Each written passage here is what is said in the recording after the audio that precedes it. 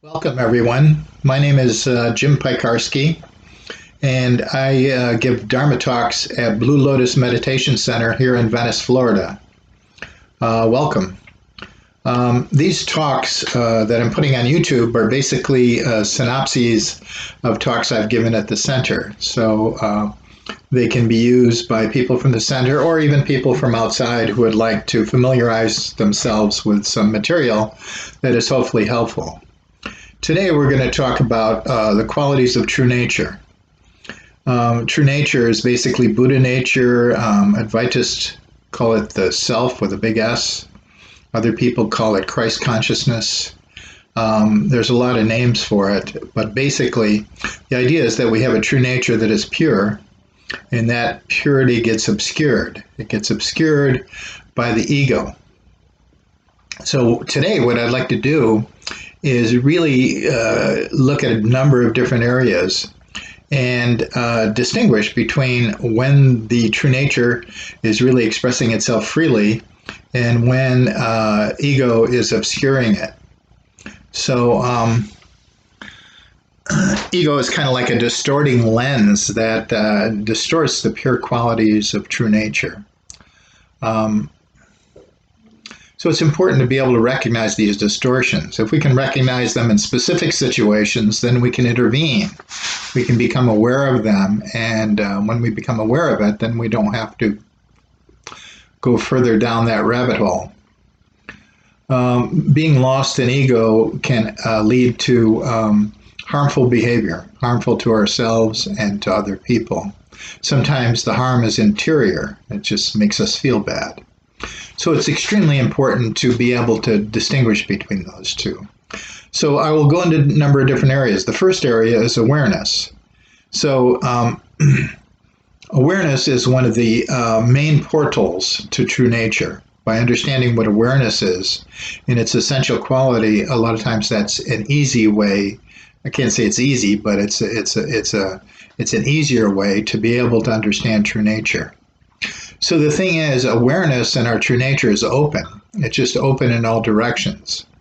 It doesn't have any limitations. It's just we're aware of the stars, we're aware of the plants, we're aware of the animals, we're aware of the room we're in.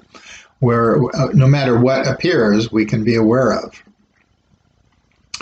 The ego gets involved and obscures this open awareness. It obscures this open awareness by closing itself off so that it doesn't see everything.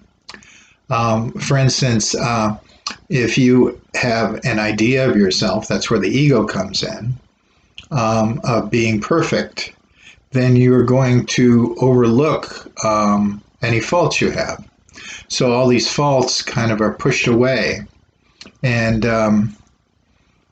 we don't experience them. So ego comes in and starts dividing up existence.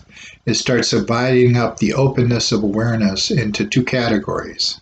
Those things that please me and those things that displease me.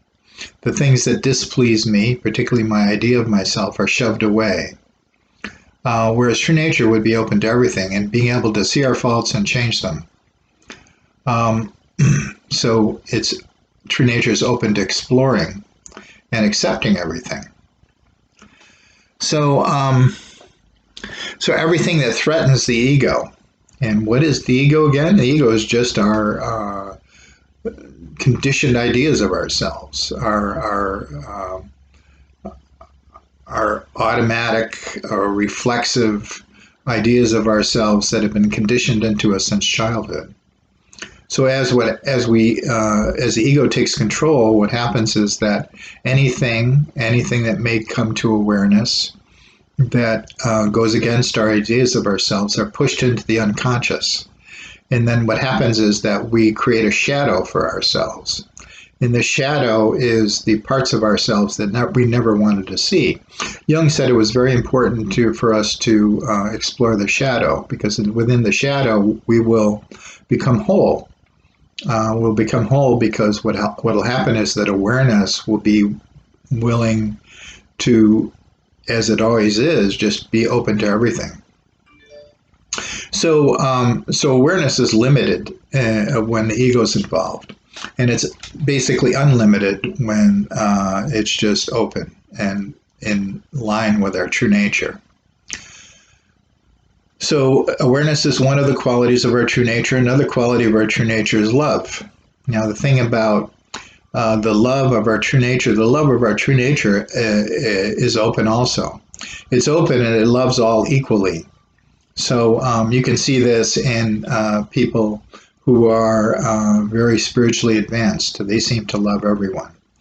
Jesus and Buddha felt very strongly about teaching and helping people. Their love was not limited.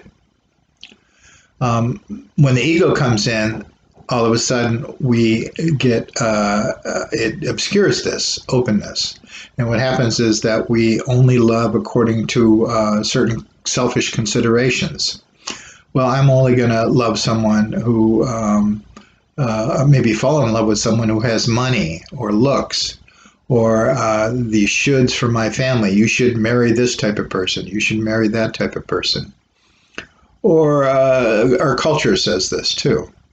So what happens is that romantic love and other kinds of love. We may, if we're a Democrat, we can't love a Republican. If we're a Republican, we can't love a Democrat.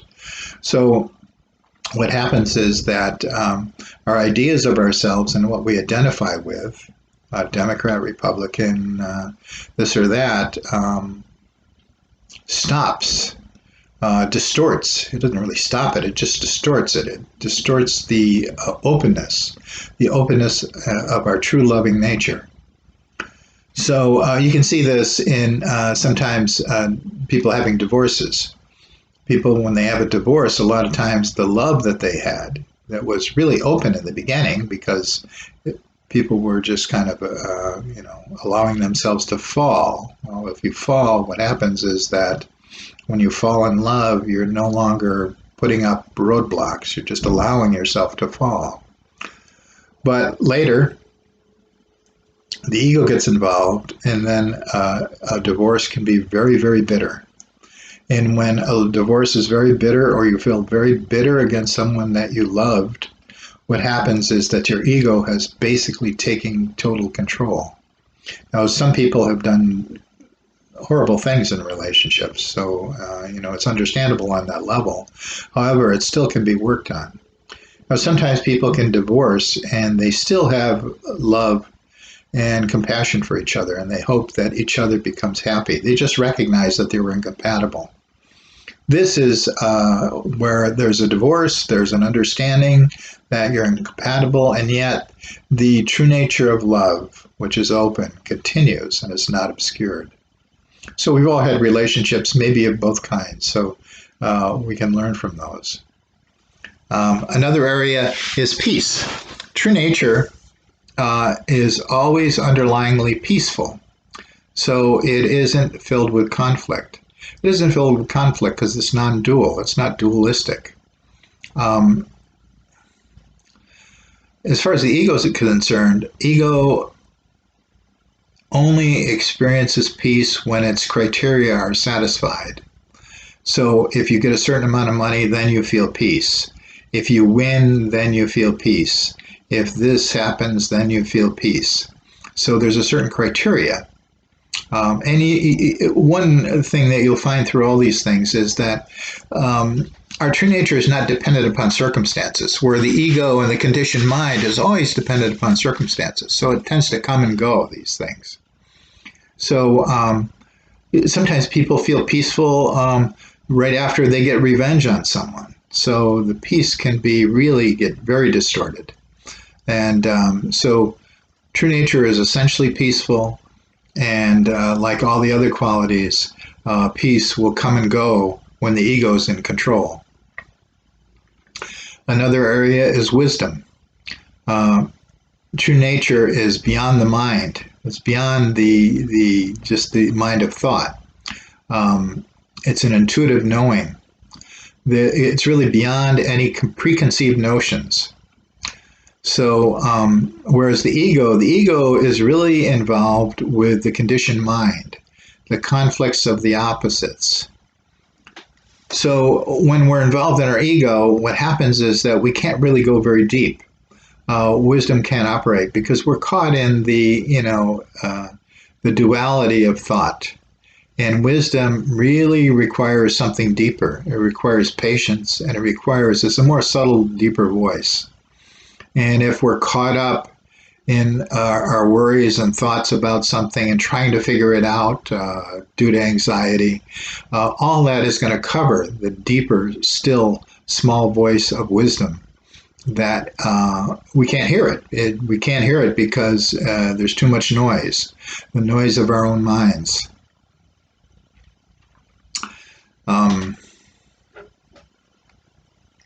My tea.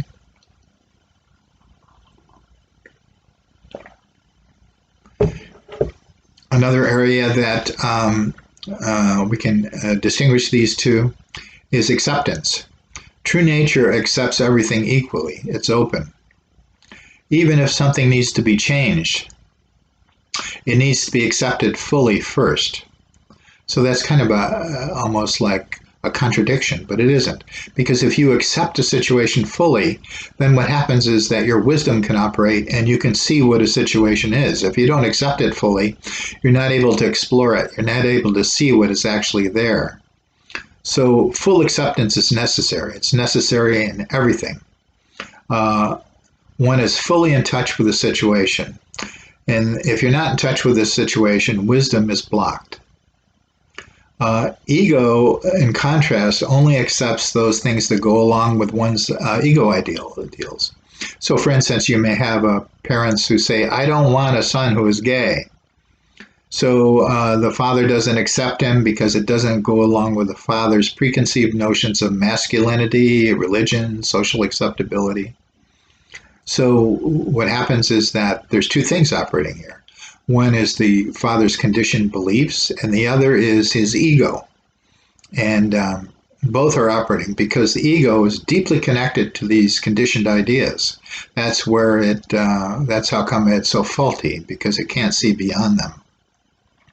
However, if true acceptance was there, and then also love and wisdom and peace would be there also. And the parents would accept the child as he is or she is. Another area that we can make this distinction is will. So when true nature sees something and it's something that needs to be done, it just does it. Will is without conflict. It just, you see something and you do it, or you see something and then you figure out how to do it. So there's not a lot of conflict. In contrast, the ego is always pushing oneself to do something. I should do this. I should do that. So what happens with the ego? It splits our psyche in two. There's the person that's saying you should do this, and then there's the person saying, well, I don't really know if I want to do that. So you have this conflict, and then you're pushing yourself all the time. You're beating yourself up to be able to be active or to accomplish something. And this creates a lot of internal conflict. There was a psychologist who talked about top dog and underdog. Top dog is the one that beats yourself up. And underdog is the one that says, yeah, sure, I'll do it, and then finds a way not to do it. The thing is, the underdog always wins because underdog will find a way to sabotage things. So a top dog can only win for a short period of time. But what we want to do is we want to get out of this duality. We want to, a lot of times you just see something and like simple things are like that. Like you see a dish needs to be washed, you just wash it. If your ego gets involved, then you say, well, why didn't this person wash it? And then all of a sudden you're in conflict about washing the dish. So being in touch with our true nature makes life very easy because what happens is that we can do things and just enjoy doing them. And we can will things to happen, but our will comes from a deeper place. It comes from a place of recognition that something needs to be done, something that needs to be done which will create more harmony. Another area is thinking. So thinking is with our true nature, um, it's aware of thought, but it does not engage in thought automatically. True nature is deeper than thought. True nature is part of true nature is awareness, and awareness can be aware of thought. So we can be aware of thought, and true nature can also use thought. So how does it use thought? It uses thought for creative and practical purposes. So examples would be, what's a creative solution to this? And then you think it through. Or how do I fix this toilet? I never fixed a toilet before. So you find out on YouTube how to fix it. And that's the thought process. And that thought process is practical. The thing about ego is full of conditioned thoughts that we just accept. These there's little awareness of our thinking while we're thinking. We're really unaware of our own limits and our own conditioning, the limits of thought and our own conditioning. The other thing about conditioned thought is that conditioned thought has me at the center. And conditioned thoughts are these thoughts that just come up. They come up because they're habitual. So what's an example of a habitual thought? You make a mistake, and instead of just recognizing the mistake, which would be just the awareness of your true nature, you carry it beyond that. You say to yourself, what's wrong with me? I always do something wrong. I'm always making mistakes. That's then a story. There's a story that's developed. And the story is damaging. And it is the ego is basically taken over. So these conditioned thoughts tend to come up. They're unbidden. They use us rather than when we're in touch with our true nature, or our true nature uses them. They use us. How do they use us? They just come up and we believe them and we get sucked into them. So thinking is very different with true nature. Thinking is practical and creative. Another area that we need to consider with this, and it's a big area in terms of our suffering or how much pain is caused, is emotions. With true nature, our emotions are direct responses to life. They're not mediated through the distorted mind. So you lose someone, you feel grief. Someone really says something really nasty to you, you feel pain. You feel hurt. There's a lot of events in our lives that create emotion. We fall in love with somebody, we feel that openness, we feel that love. Ego is different. Ego, the emotions with ego are reactions to our own distorted or negative thinking. So again, you go back to the thing of making a mistake. So you make a mistake, you may feel regret, or it doesn't feel good to make a mistake because you would like to do it better. So that's a normal feeling, and it's a response to an actual situation. However, when you bring up the story that you always make mistakes, etc., that's just a story in your mind. And now you have a whole bunch of emotional reactions to that story, which means feeling good. You can even feel depressed, or you can lose all your confidence in terms of doing things. So with our emotions, the basic question is my emotional response due to something that is actually happening, factual, or is it due to my story? And since our stories can be very negative, they can create all kinds of negative emotional responses over time. So these are some of the areas of just our life that true nature can be distinguished from our ego. And let's take a couple other areas too. One is politics, it's very difficult for us to find our way through politics. So sometimes our true nature can be helpful, and if we're aligned with our true nature, it can be helpful in sorting this stuff out. So when true nature is involved with politics, our political movements are inclusive. They're really there to help everyone. They do not create scapegoats. They bring everybody together, and they're based on facts. They're also aware of propaganda because true nature is not fooled by propaganda. It really looks for facts. And basically, the question for true nature is, what is for the greater good? You know, there's very few people in politics who are able to stay true to their true nature. Most people get involved in their own ego. And that, excuse me. And that's why there's so much conflict in politics. So when the ego is involved in politics, there's a lot of scapegoating going on. People see the other side as they demonize the other side. It tends to appeal to people's anger and fear and judgment of others. Our group is best. And all other groups that don't agree with us are worse or not as good as us or even evil. When you're involved in your ego, you're very subject to propaganda because propaganda feeds your ego.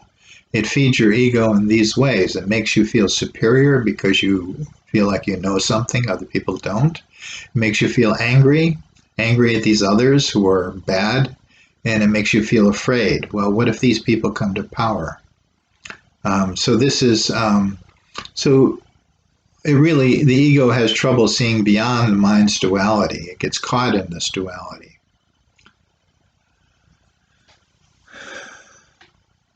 So, and what happens is that the worst part of it is that the people who are involved in the ego no longer really care about what's good for the country, what's good for, county, state, or whatever. They're really just interested in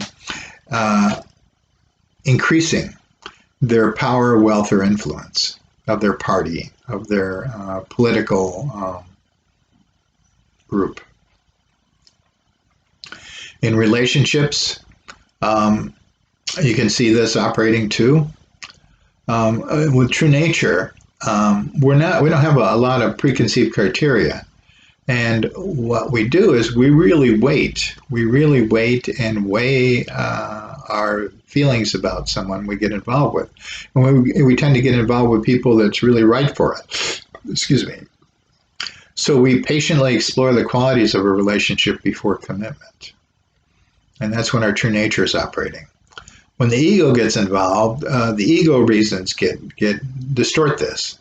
So there may be a lot of different reasons that we want to get married or get involved in a relationship. It could be anything from loneliness to pressure from our parents to misconceived ideas about being with a, quote, right person socially.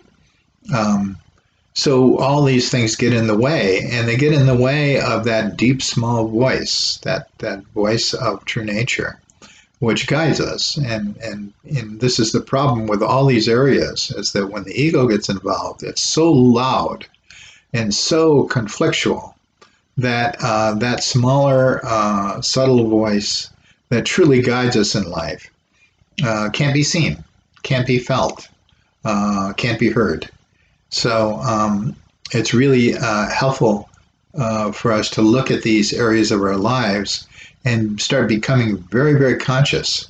Because at any particular moment, we're always in touch with our true nature, but at any particular moment, the ego can come up and obscure our understanding. And when that happens, we tend not to feel good. And if we can sensitize ourselves to that, then what happens is we can correct ourselves. We can stop and get in touch with something that's deeper and have that guide us in our lives.